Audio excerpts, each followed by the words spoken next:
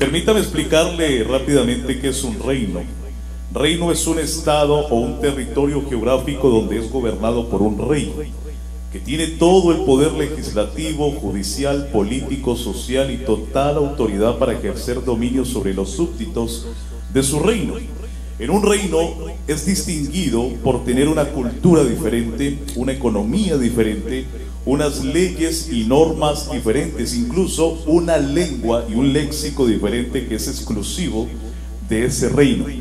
Por ejemplo, si alguien aquí visita actualmente en estos días España, se dará cuenta que ese territorio, esa nación actualmente tiene un rey llamado Felipe VI, el cual todo lo que sucede en esta nación gira en torno al dominio del rey. Es muy diferente tal vez a como nosotros estamos acostumbrados a ser gobernados en nuestros países de América. Pero en España hay una monarquía, es decir, que hay un rey todavía en pleno año 2023. Ahora debemos entender que también existen un tipo de gobierno llamado imperio. Si reino es un territorio específico gobernado por un rey, un imperio, hermanos, nos habla de algo mucho más grande. Imperio en la antigüedad representaba la conquista de varios territorios y reinos que estaban sujetos a un solo gobernante o un emperador absoluto.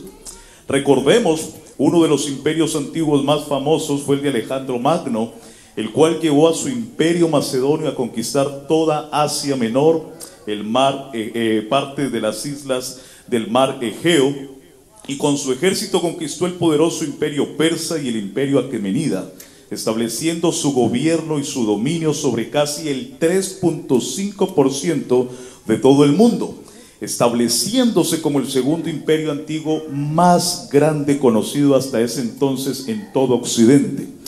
Si pudiéramos aplicar esto en un ejemplo o en un contexto actual, si hoy China invadiera Rusia, automáticamente reemplazaría su gobierno, su sistema económico, las leyes, el poder militar, etcétera, y todo Rusia sería dominado y controlado por un emperador chino.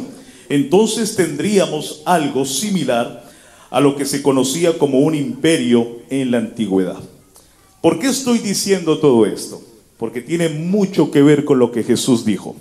Interesantemente, en el tiempo donde vino Dios al mundo y se manifestó en carne, en hombre, los judíos estaban bajo no solo un reino, sino bajo el temible imperio romano de Octavio Augusto César, que luego tomaría Tiberio su hijo, quien además de eso tenía bajo su imperio un rey llamado Herodes y un gobernador en Judea llamado Poncio Pilato.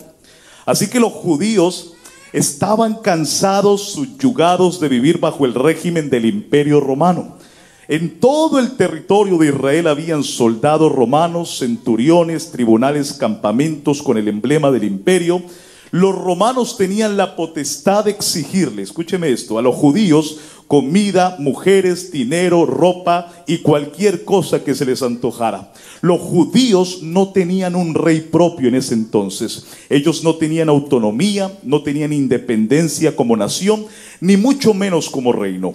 Así que ellos estaban esperando desesperadamente un Mesías, un líder político, un estratega militar, un rey, alguien que se levantara y los librara del régimen de los romanos. Alabado el nombre del Señor. Y en este contexto es donde entra Jesús al escenario público diciendo: el reino de Dios se ha acercado, arrepiéntanse y crean en el evangelio. Ahora, interesantemente, la palabra evangelio que Jesús usó aquí normalmente se suele traducir en el idioma griego como buenas noticias. ¿Qué significa evangelio? Cualquiera le podría decir: he aprendido que evangelio significa buenas noticias. Esa es la traducción en nuestro idioma. Pero en el contexto original de la palabra evangelio no era conocido como un término religioso para esta época, sino más bien político. Déjeme decirle una cosa: esta palabra era usada para describir o informar sobre un suceso trascendental en un reino imperial. Por ejemplo, la arqueología ha encontrado en la antigua Roma textos que hablan sobre el evangelio de César Augusto. Es decir, que era como un informe que prometía un nuevo tiempo de paz y prosperidad en su periodo de gobierno. Eran edictos de la realeza que anunciaban buenas noticias a los del reino. Hay buenas noticias, tal vez decían esos evangelios. Tenemos un nuevo emperador, tenemos un nuevo rey que traerá paz y prosperidad a la nación. Incluso cuando había una guerra entre dos naciones o dos reinos, el reino vencedor enviaba lo que se le conocía como evangelistas, personas asignadas a compartir las buenas noticias de parte del rey. Ellos tenían la misión de ir a compartir el mensaje triunfal, la buena noticia que la guerra había terminado y por consecuencia vendría un mejor futuro para el reino. ¿Alguien me está entendiendo? Y Jesús, interesantemente, cuando entró en el escenario público en su ministerio, usó el mismo lenguaje que usaban los reinos de esa época. Usó evangelio, es decir, que lo que estaba anunciando Jesús, en otras palabras, era esto: les tengo una buena noticia, algo sin precedentes ha sucedido.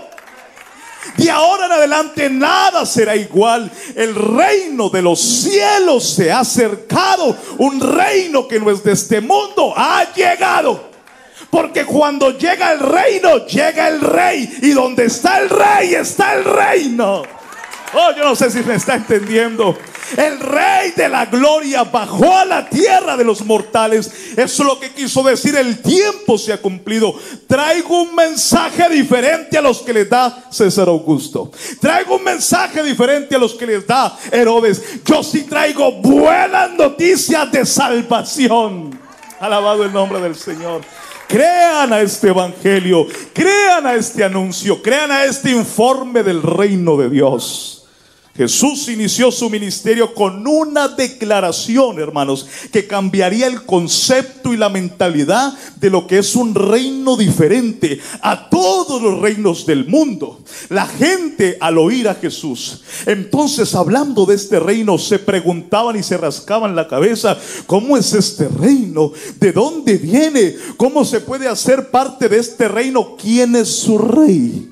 Y Jesús nos dio varias ilustraciones sobre cómo sería este reino. Él dijo en una ocasión: el reino de Dios es como una gran fiesta, como un gran banquete donde el anfitrión está invitando a todos los que se quieran unir, pero muchos no entran por sus muchas ocupaciones. Jesús en otra ocasión dijo que este reino era como una semilla de mostaza, que al ser sembrada tendría una transformación y un crecimiento exponencial en aquellos que experimenten este reino. También Jesús dijo que este reino era como un tesoro escondido en un campo, y nos da el ejemplo de un hombre que encuentra este tesoro, pero el campo no era suyo. Entonces este hombre regresa a su casa, vende todo lo que tiene para comprar ese campo. Y Jesús dice: así es el reino de Dios. Una vez que lo encuentras, todo lo demás en tu vida perderá valor, perderá importancia. No habrá posesión, casa, carro, hipoteca, ni nada más valioso para ti que hacer parte de este reino de los cielos. Alguien aplaude la presencia de Dios. Alguien alaba a Dios. Este reino es algo que nunca se había visto en este planeta. Pero Jesús les iba a mostrar que este reino sería diferente a todos los reinos del mundo. En Mateo 5, Jesús comienza su primer sermón público en un monte diciendo algo interesante: bienaventurados los pobres de espíritu, porque de ellos es el reino de Dios. Bienaventurados los que padecen persecución por causa de la justicia, porque de ellos es el reino de los cielos. Y luego más adelante Jesús dice: si te persiguen o si te hacen padecer algún mal, eres bienaventurado. Si te golpean en una mejilla, por ejemplo, algún soldado romano, ponle la otra mejilla. Ahí ya todos estaban rascando la cabeza. Si te pide tu camisa, tú dale tu capa. Si te pide que le cargues su armadura 1 kilómetro, tú acompáñale 2 kilómetros. Si te pide que los ayudes, tú sírveles con ánimo voluntario. Ustedes deben amar a sus enemigos, bendigan al que los ultraje y los ofenda, no paguen mal por mal. Y aquí, hermanos, yo creo que esta multitud de judíos desesperados por un líder, por un rey, comenzaron tal vez a murmurar, o hubo un silencio abrumador entre ellos. Este mensaje de este reino los estaba confundiendo. Ellos ya estaban cogiendo piedras y afilando la espada. Pero ¿qué es lo que está diciendo este profeta tal vez, o este líder? ¿Qué es lo que está predicando? ¿De dónde viene este reino? Alabado el nombre del Señor. Recordemos que para los judíos, los romanos eran sus enemigos a muerte. Ellos querían librarse del reino romano y hacerles guerra. Pero al escuchar estas cosas que Jesús les estaba predicando, los dejó pasmados. Él les estaba diciendo, en otras palabras, que en este reino las cosas iban a ser diferentes. La cultura iba a ser diferente. El trato a los demás iba a ser diferente. Nuestra conducta, iglesia, iba a ser diferente. Es más, nuestras armas de combate iban a ser diferentes. Alabado el nombre del Señor. ¿Sabes por qué? Porque en el reino de Dios todo es diferente. En el reino de Dios gobierna el amor. ¿Sabes por qué? Porque el rey de este reino es amor. Reina la misericordia, porque el rey de este reino es misericordioso. Reina la gracia, porque este rey da gracia en abundancia. Reina el perdón, porque el rey de este reino es perdonador. Alguien dice amén. Reina la restauración, reina la sanidad, reina la justicia divina, porque este rey sí es justo y fiel. Alabado el nombre del Señor. Pero la gente no entendía. Los judíos estaban cegados esperando un rey que les viniera con un ejército que hiciera venganza y guerra contra los romanos y los librara de la esclavitud política y social. Ellos pedían un líder que les mejoraran las condiciones de vida, la alimentación, tener más oportunidades, tener mejor trabajo tal vez. En cierta ocasión, recuerde usted, iglesia, cuando Jesús hizo el milagro de la multiplicación de los panes y los peces, la gente, al ver que Jesús les dio de comer milagrosamente, quisieron apoderarse de él para hacerlo rey. Pero no fue porque tuvieron una revelación de quién era Jesús. No, ellos querían convertirlo en un líder político. Ellos pensaron, este Jesús es el candidato ideal para las elecciones de Israel. Y es así que Jesús se tiene que escapar secretamente de en medio de ellos, porque el reino de Dios no es comida ni bebida. Jesús no vino a librarnos de la corrupción, ni de la pobreza, ni de un imperio o un reino humano. Él vino a librarnos del imperio de las tinieblas, que estaba bajo el dominio del pecado y de Satanás. Amén. La Biblia dice en 1 de Juan 5:19 que el mundo entero está bajo el maligno. Es decir, Satanás gobierna en su reino de maldad sobre el territorio de la mente y los corazones de todo ser humano que está esclavo por el pecado hasta el día de hoy. Con razón Jesús llamó a Satanás en Juan 12:31 el príncipe de este mundo. Y déjeme decirle por qué lo llamó príncipe y no rey. Porque en este universo solamente hay un rey que está por encima de todo principado, potestad. Solo hay un rey de reyes y señor de señores. El único que tiene inmortalidad y habita en luz inaccesible, a quien ningún hombre ha visto ni puede ver. Este rey de la gloria se manifestó en carne y caminó entre los mortales.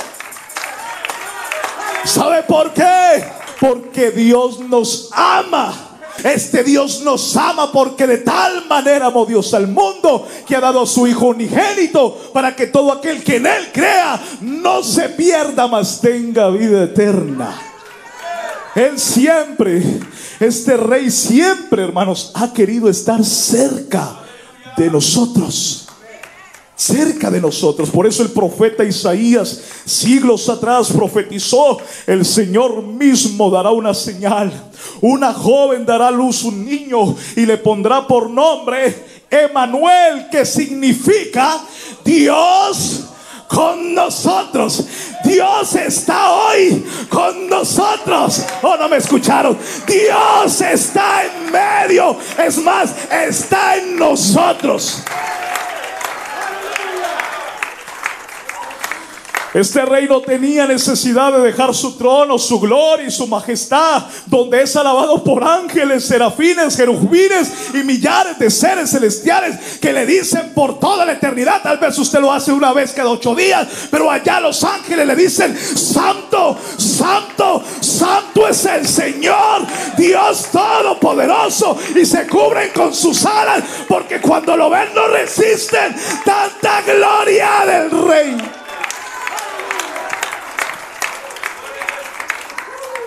Pero este rey celestial visitó la tierra y tomó forma humana y caminó entre los mortales gritando: el reino de Dios se ha acercado. Por eso, hermanos y amigos que nos visitan esta tarde, lo más grande no fue que la NASA enviara un astronauta a pisar la luna. No, lo más grande fue que el Rey de la Gloria bajó, se humilló, se hizo carne y caminó en la tierra.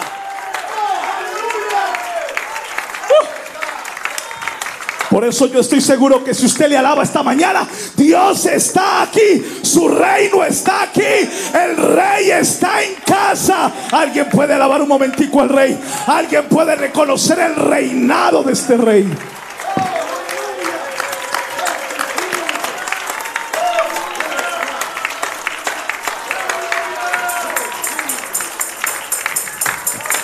A veces venimos a nuestros cultos y se nos olvida que hacemos parte de un reino que es invisible, pero es real. Oh, si viniera el presidente Joe Biden, yo creo que entraría él, se sentaría aquí, no cabrían los guardaespaldas de este hombre aquí, y usted y yo pues vendríamos ese día con un estreno, con ropa nueva, porque vino el presidente. ¿Cómo no se nos puede ocurrir, hermano, de que en cada servicio, por sencillo que parezca, hay un rey que está en medio de la alabanza de su pueblo? Hebreos 2:14 nos dice: así que por cuanto los hijos participaron de carne y sangre, él también participó de lo mismo, para destruir por medio de la muerte al que tenía el imperio. Satanás estaba creyendo emperador, pero lo destronó a través de la muerte. Y esto es porque él vino a pelear una batalla que ningún rey había podido ganar. Nadie, hermano, absolutamente nadie había hecho lo que este rey pudo hacer. Número 2, el poder que tiene este rey es inigualable. Alguien dice amén. Si me escucharon, el poder que tiene nuestro rey Jesús no es comparable con ningún otro rey. Juan el Bautista, antes de ser ejecutado por Herodes, envió a 2 de sus discípulos para preguntarle a Jesús si era él o ellos tenían que esperar otro. Entonces Jesús le respondió: dígale a Juan que los ciegos ven, los cojos andan, los leprosos son limpiados, los sordos oyen, los muertos son resucitados, y a los pobres les es anunciado el evangelio. Oh, hermano. Déjeme decirle algo, hermanos y amigos. Nunca en la historia, nunca un rey había podido sanar los enfermos. Nunca. Limpiar leprosos, dar vista a los ciegos, nunca.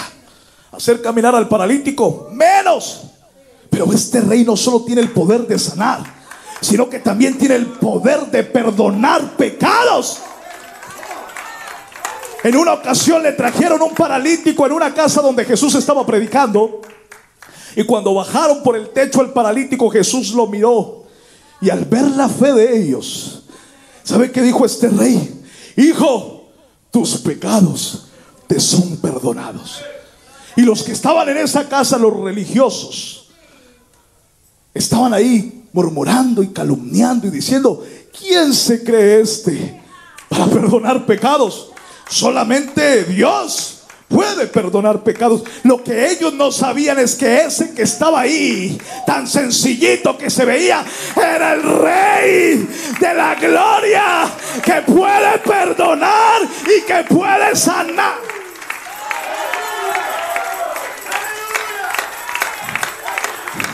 Pero como Jesús es Dios, y como los que estaban ahí no creían en la autoridad de este Dios, entonces mire cómo los confrontó.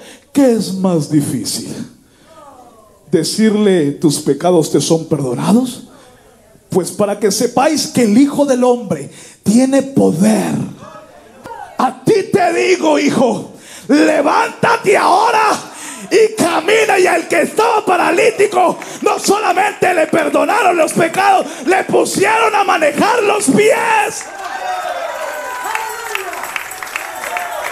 Aquí ya se tuvieron que quedar callados, porque cualquiera puede decir te perdono, pero ¿quién rey puede decirle a alguien levántate y anda? Solo este Rey de gloria. Alguien lo alaba, alguien le aplaude, alguien reconoce su poder. Jesús no fue como ningún otro rey que haya existido. Su lugar de nacimiento no fue un palacio, fue un pesebre. Su entrada como rey en la ciudad no fue en un caballo real, fue en un burro. Sus amigos no fueron los fariseos, los rabinos, los escribas, César Augusto, los reyes, los religiosos. No, fueron pescadores, gente herida, prostitutas, ladrones, adúlteras, ciegos, leprosos, gente pecadora. Porque este rey se metió en lo más vil del mundo para rescatar.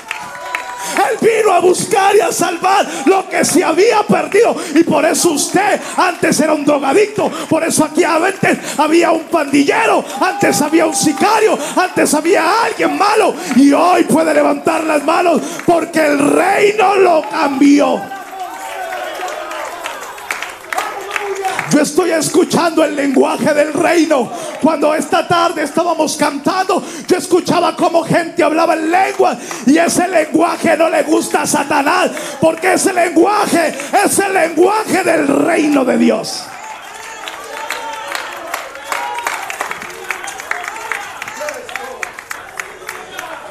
Su forma de mostrar quién era fue sirviendo a los demás, lavándole los pies a sus discípulos, ayudando al necesitado, tocando al leproso, comiendo con el rechazado.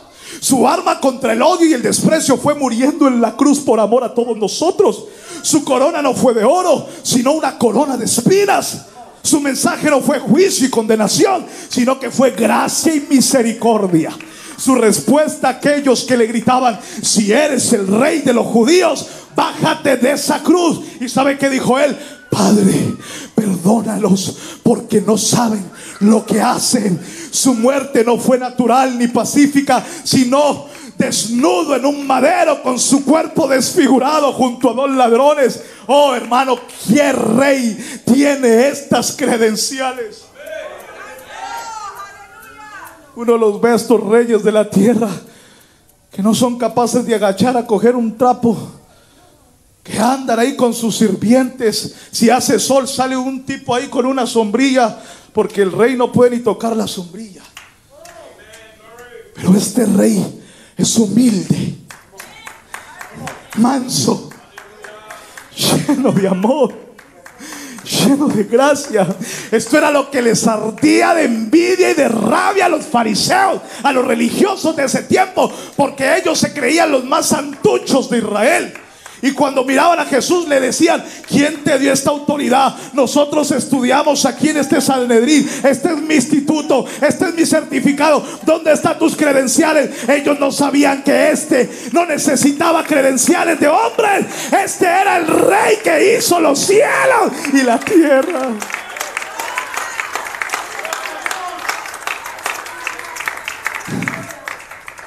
Yo siento algo tan especial aquí. Es que tiene que pasar. Si estamos en un reino, tenemos que sentir al rey. Preguntémosle a David, cuando fue nombrado rey en Hebrón. David dijo: no voy a reinar hasta que traigamos al verdadero rey. Vamos a traer el arca. Vamos a traer a Dios. Y Él debe estar aquí cerca en Jerusalén. ¿Por qué? Porque yo reconozco que aunque yo soy un rey humano, dijo David, Él es el rey de la gloria. Y por eso cuando entró el arca, David se quitó la coronita, se quitó el vestido real y dijo: yo voy a danzar porque yo soy un súbdito más del rey.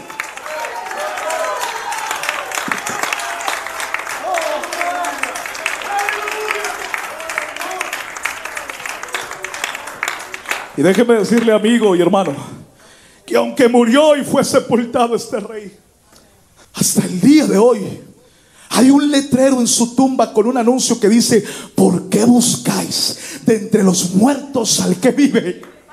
Él no está aquí. Él resucitó y vive por los siglos de los siglos. Ningún rey en este mundo ha podido vencer la muerte. Ningún faraón ha podido venir de la muerte. Ningún rey. Hermano, en la tumba de Mahoma están los huesos de Mahoma. En la tumba de Buda están los huesos de Buda. En la tumba de María están los huesos de María. En la tumba de los reyes, los faraones, los emperadores de este mundo yacen sus huesos. Oh, pero solo hay una tumba vacía. Una tumba que hasta el día de hoy visitan millones y millones de personas de todo el mundo para ver una tumba vacía. ¿Y sabe por qué en Jerusalén la tumba está vacía? Porque el rey está aquí. Hermano, no tienes que verlo. Ya se siente, ya se mueve. Nos dejó la espada del reino.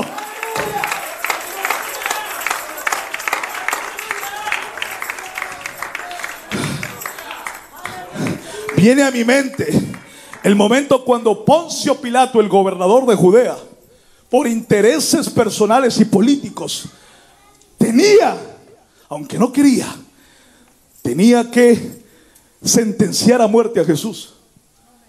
Y tal vez con cierta misericordia este hombre llama a Jesús cuando estaba ya casi desfigurado por los azotes romanos que le ocasionaron. Lo entregaron casi muerto, desfigurado, como Isaías dice: le veremos más inatractivo para que le deseemos, bañado de sangre. Y se mofaban los judíos y lo injuriaban y lo hicieron como un cómico, como un chiste. Le pusieron una corona de espina, le pusieron un manto púrpura y el pobre mi rey estaba ahí caminando. Y aunque aparentemente se veía débil, entonces Pilato se le acerca y le dice en el oído: ¿eres tú el rey de los judíos? Y Jesús le respondió: mi reino no es de este mundo. Si mi reino fuera de este mundo, ¿tú crees que mis súbditos dejarían que me entregaran a los judíos? Ellos vendrían y pelearían por mí. Yo creo que cuando Jesús dijo esto, yo como que me imagino, no está en la Biblia, pero quiero tomar la licencia al decir esto. Yo creo que los ángeles, los millares de ángeles en el cielo, estaban con los ojos ardiendo en fuego, con la espada de fuego, diciendo: oh rey, di la orden, da la orden y de inmediato te sacamos de ahí. Pero no, ellos tenían la orden de no intervenir, porque el rey iba a vencer en la cruz del Calvario.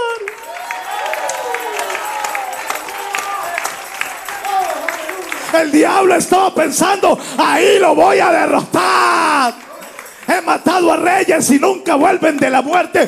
Pero qué sorpresita la que se llevó el reino de este mundo, las tinieblas.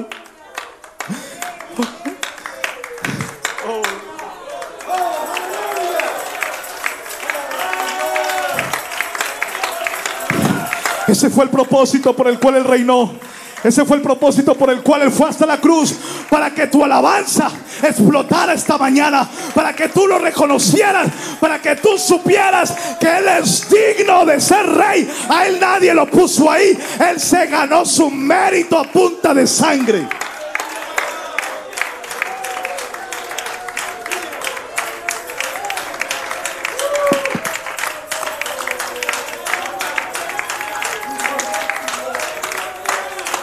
Oh, sienta libertad de aplaudirlo. Apláudela, apláudela. Ese aplauso no es para mí, si lo va a hacer para Él. Aquí hay alguien que está enfermo. El reino trae sanidad. 4. Este reino no está limitado a un territorio geográfico. Pónganse sentados, por favor. No está limitado a un territorio geográfico. Ahora, para nosotros este reino es espiritual. ¿Alguien dice amén? Es espiritual y está entre nosotros. Por eso aquí no hay caballos reales ni emblemas aquí. No, es espiritual. Es muy interesante que la oración modelo no dice: Señor, llévanos a tu reino. No, venga a nosotros tu reino. Por eso, hermanos, tengo que decir esto. Está bien hacer parte de una organización, qué sé yo, la IPUL, la hispana, la IPC, la internacional, y las cientos de organizaciones del nombre que existen. Está bien, está bien. Pero usted y yo, sin importar la denominación o el rótulo que tengamos, hacemos parte de algo más grande que un concilio, que una organización. Hacemos parte de un reino que no es de este mundo. Somos súbditos de un mismo rey. Fuimos comprados por una misma sangre. Somos una sola iglesia. Y aunque hayan diferentes administraciones, usted y yo estamos fundamentados sobre la misma roca, que es Jesucristo el Señor. Escúcheme, escúcheme. No podemos dividirnos, no podemos separarnos. La iglesia es un solo cuerpo y Cristo es la cabeza de ese cuerpo. Jesús dijo, hablando sobre el reino, en Mateo 12:25: todo reino dividido contra sí mismo será asolado, y toda ciudad o casa dividida contra sí no permanecerá. Dejemos de estar defendiendo rótulos y peleándonos. Por favor, no entremos en esos debates absurdos: que yo soy de acá, que yo soy de allá, que yo soy de Pablo, que yo soy de Cefas, que yo soy de Apolos. No, hay solamente dos reinos: el de Dios y el de las tinieblas. ¿En cuál tú estás? Efesios 6:12 nos dice: nuestra lucha no es contra carne ni sangre, sino contra principados, contra potestades, contra los gobernadores de las tinieblas de este siglo, contra huestes espirituales de maldad en las regiones celestes. Así que deje de estar molestando al prójimo. Nuestra lucha, hermano, no es contra nosotros mismos.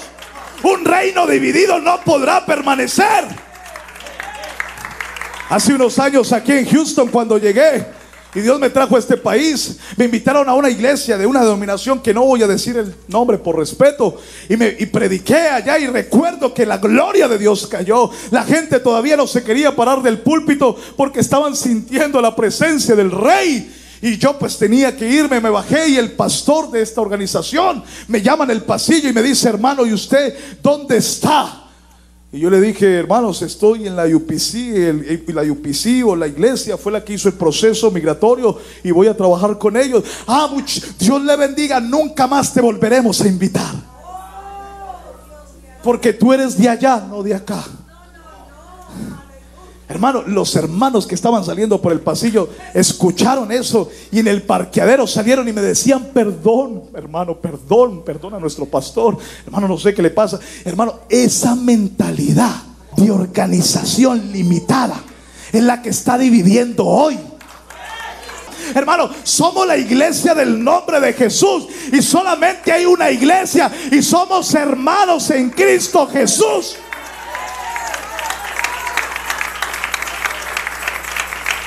A Jesús lo volvía loco eso. Lo volvía loco ese religiosismo que había en los fariseos. Los súbditos del reino de Dios no están perdiendo el tiempo juzgando a las personas, siendo religiosos, siendo santuchos. No, la iglesia no es un museo de santos. La iglesia de Cristo debe tener la insignia del reino de Dios. Debe ser un hospital para los heridos del alma, un lugar donde le presentemos a un rey que es misericordioso, bondadoso, lleno de gracia y de verdad. A veces queremos, hermano, limpiar al pescado antes de pescarlo. Puedes venir a la iglesia, pero vístete como un pentecostal. ¿Qué? No, tú puedes venir como quieras. Cuando tengas un encuentro con el Rey, nadie te va a decir cómo te tienes que vestir, cómo tienes que hablar. No pretendamos nosotros cambiar a la gente. No desconfiemos del poder transformador del reino. Aquí pueden venir todos los que están cansados y agobiados, atados por el régimen de Satanás, hermano, porque este Rey de Gloria los hará descansar. Aquí en este reino pueden venir los desamparados, los pecadores, los adúlteros, los fornicarios, los afeminados, los homosexuales, los ladrones, las prostitutas y todo aquel que esté esclavo en el reino de las tinieblas. Estas puertas están abiertas para ti, amigo. Porque cuando este reino de Dios entre en tu corazón, serán verdaderamente libres. Se convertirán en príncipes y princesas del reino de Dios. Antes de usted juzgar a alguien, acuérdese que Dios lo hizo un príncipe y una princesa cuando usted antes no era nada de eso. Este rey nos hizo linaje escogido, real sacerdocio, nación santa, pueblo adquirido por Dios, para que anunciemos las virtudes de aquel que nos llamó de las tinieblas a su luz admirable. Y escuche, nosotros que en otro tiempo no éramos pueblo, pero que ahora somos pueblo de Dios, que en otro tiempo no habíamos alcanzado misericordia, pero ahora hemos alcanzado misericordia. Antes de apuntar el dedo, hermano, entienda de que el rey de este reino no es así. No es así. Este rey nos ha hecho embajadores de Cristo en su reino, 2 de Corintios 5:20. Este rey nos rescató del reino de las tinieblas y nos trasladó al reino de su Hijo amado, quien compró nuestra libertad y perdonó nuestros pecados, Colosenses 1:13. Pónganse en sus pies, por favor. Este reino es espiritual. Quiero que me escuche, por favor. Cierre sus ojos, pónganse en sus pies. Si este reino es espiritual, no pretendas ver realeza aquí. Usted puede preguntarle a uno de los súbditos de este reino que están aquí. Tuvimos que haber nacido en agua y en espíritu para poder entrar a este reino. Tuvimos que arrepentirnos de nuestros pecados. Tuvimos que haber creído a este evangelio. Y un día haber tomado la decisión de pasar a estas aguas bautismales para que el nombre del Rey fuera invocado sobre nosotros.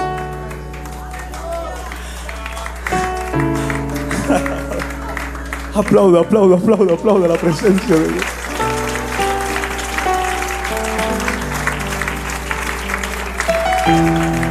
Hace unos días me encontré unas personas con un carrito en la calle lleno de revistas, bien vestidos ellos, con un librito aquí en la manga que decía Atalayas, hablándome del reino. Y yo les dije: ¿y dónde tienes la espada?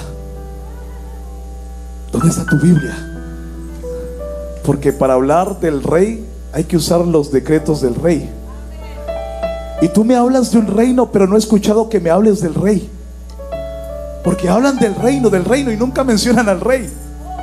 Para ellos Jesús fue alguien importante, fue alguien que dijo cosas interesantes, y andan con sus libritos con dibujos hablando de un supuesto reino. Y sin ánimo de ofender, hermanos, a estas personas, tengo que decir que estas personas tienen un serio problema respecto al reino que ellos predican. La Biblia nunca separa el reino del rey. Ellos solo te hablan del reino, pero se olvidan de lo más importante, del rey del reino. Porque no quieren reconocer que este rey es eterno, que este rey es soberano, que este rey es glorioso. Ellos solo ven a Jesús como alguien importante, como un profeta que existió, como alguien inferior, como alguien que dijo cosas bonitas. Pero usted y yo somos la iglesia del Dios vivo y sabemos que solo hay un rey, que es Rey de reyes y Señor de señores, que que en el cielo solo hay un trono, y en ese trono hay un rey. No hay dos, no hay tres, hay un solo trono con un solo rey. Y le decía yo, ¿y sabes cuál es el nombre de ese rey? Porque no, me estás diciendo que tú eres un testigo sin Jehová, pero nosotros sí somos los testigos del verdadero rey. ¿Sabías que Jehová es el mismo Jesucristo? ¿Qué? Sí, porque ese rey se nos reveló. Y hoy conocemos ese nombre, que es sobre todo nombre. ¿Sabes por qué bautizamos en el nombre de Jesús? Para el perdón de los pecados. Porque en ningún otro nombre hay salvación. Hechos 4:12. Porque no hay otro nombre. ¿Cuál nombre, predicador? El nombre de Jesús. No hay otro nombre, ¿dónde? Bajo el cielo, dado a los hombres, en que podamos ser salvos. Oye, predicador, pero Jesús dijo que había que bautizar en el nombre del Padre, del Hijo y del Espíritu Santo. Está bien, amén a eso, yo también digo amén. Pero tienes que entender que no está diciendo en los nombres, porque Dios no tiene tres nombres, tiene uno.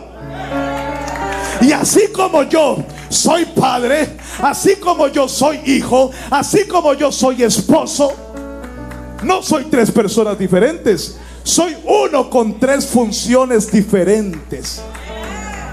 Y este Dios tiene miles de funciones, no solamente tres.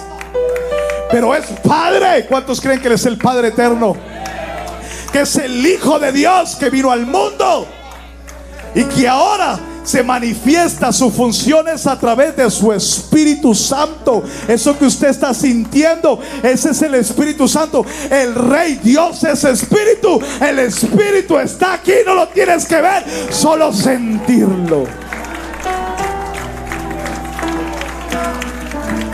¿Cuál es el nombre del Padre, predicador? ¿Cuál es el nombre del Hijo y del Espíritu Santo? Porque hay un término singular en el nombre que identificará a esos tres. Sencillo.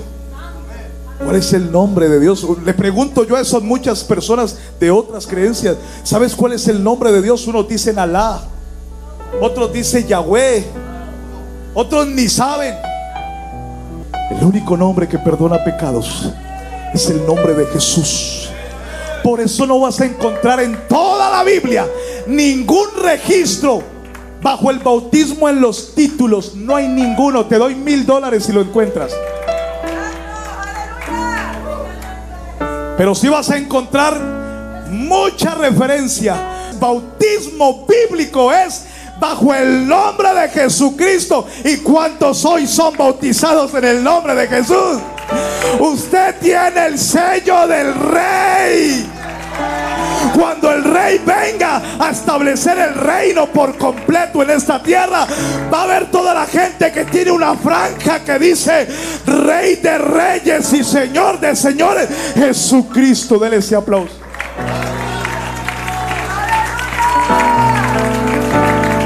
Venga al altar, aquí hay un altar. Si hay alguien que quiere acercarse al reino, el reino de Dios se ha acercado. Venga al altar. Vamos a pasar un momento y vamos a cantar a Dios. Vamos a sentir a este rey. Vamos a si alguien está enfermo, venga a este altar. Porque aquí el reino se manifiesta también con prodigios y milagros. Solo tienes que creer. Tal vez el médico te dijo no hay cura, no hay medicina para tratar eso. Aquí hay un